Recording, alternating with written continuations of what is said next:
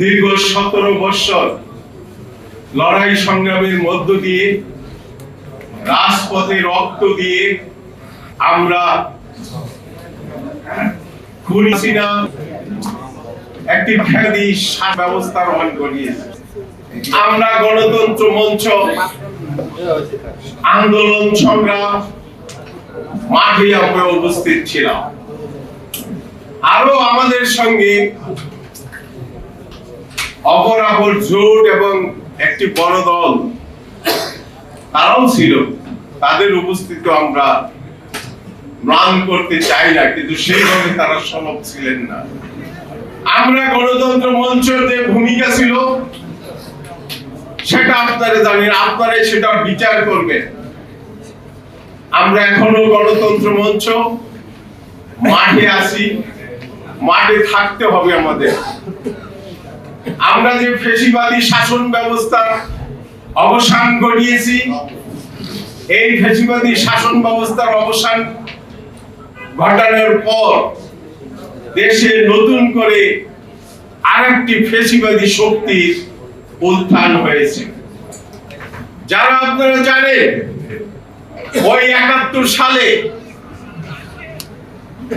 তারা মুক্তিযুদ্ধের বিরোধিতা করেছিল এবং লক্ষ লক্ষ মানুষকে হত্যার সহায়তা করেছিল, লক্ষ লক্ষ মাগুনের দর্শনের সহায়তা করেছিল। সেই শক্তি কি আবার নতুন? সেদিন আপনারা দেখেছেন সন্দ্বীপের একটি অনুষ্ঠানে কত বড় দুঃসাহস, পাকিস্তান জিন্দাবাদ স্লোগান দিয়ে দিল।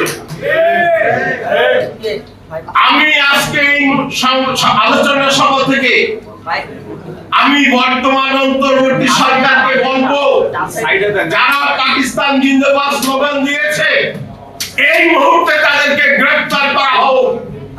আর যদি আপনারা আমরা জনগণ তাদেরকে মোকাবেলা করবো, দিতে যেভাবে মোকাবেলা করেছি এখনো সেইভাবে মোকাবেলা করব।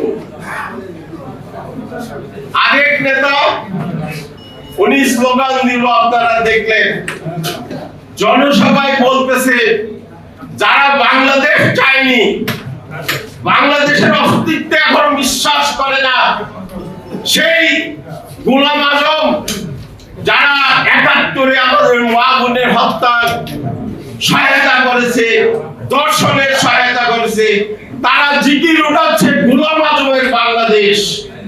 আমি বলবো